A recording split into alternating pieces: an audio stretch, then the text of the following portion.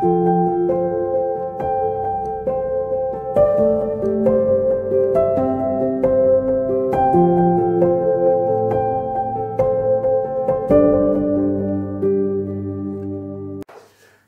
à tous, aujourd'hui j'aimerais parler avec vous de l'ingratitude, un sujet qui nous concerne tous je crois, et dans Genèse chapitre 40 verset 23, où il est question du chef des échansons du roi qui ne pensa plus à Joseph alors qu'il lui avait promis que dès qu'il sortirait de prison, il parlerait de lui au roi.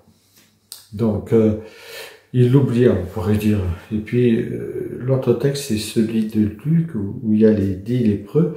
Et justement, dans ces 10 lépreux, il y en a 9 qui ne reviennent pas. Et là, on voit très bien comment l'ingratitude est mise à nu.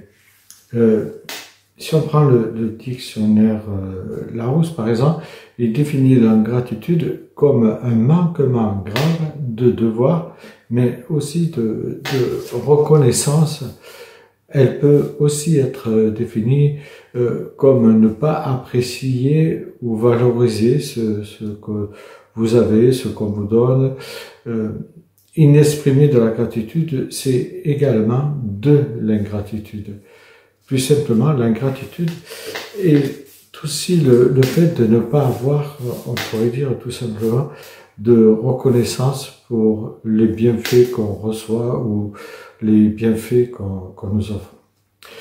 Il est vrai que quand on parcourt la Bible, nous voyons qu'elle relate les expériences de l'ancienne nation d'Israël, par exemple, si on se base là-dessus, qui également, elle aussi, se plaignait constamment et murmurait contre Moïse, contre Dieu, parce qu'elle se souvenait des temps d'avant.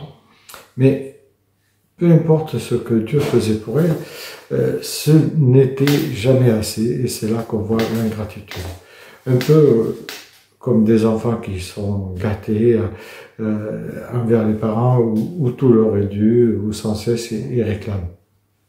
Mais c'est vrai qu'aujourd'hui, la société dans laquelle nous vivons, elle est aussi remplie de grognards chroniques et d'insatisfaits qui se plaignent sans cesse de ne pas avoir ceci ou cela, ou de regarder le voisin en disant qu'ils aimeraient bien avoir ce que l'autre a, bien qu'il existe, en tout cas pour nous, en tant que croyants et dans un pays occidental, il existe d'innombrables bénédictions. Et je crois que les gens semblent toujours avoir d'innombrables plutôt choses pour ronchonner, râler, se plaindre. À mon avis, on est quelque part tous un peu ingrats, plus ou moins, mais bien sûr. Cette ingratitude de plus en plus présente dans notre société occidentale semble être un signe, comme le dit Paul dans Timothée, un signe de la fin d'un temps. Une des situations, je crois, les plus difficiles et les plus maladroites pour une personne est d'avoir affaire à des enfants ingrats.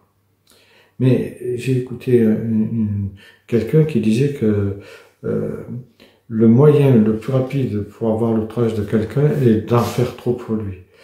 Et il a dit aussi que l'ingratitude des enfants envers leurs parents, c'était en fait d'avoir réussi à les élever parce qu'ils les avaient aimés pour ceux qu'ils étaient, non pas pour ceux qu'ils faisaient, c'est-à-dire pour l'amour qu'ils auraient dû lui donner en retour.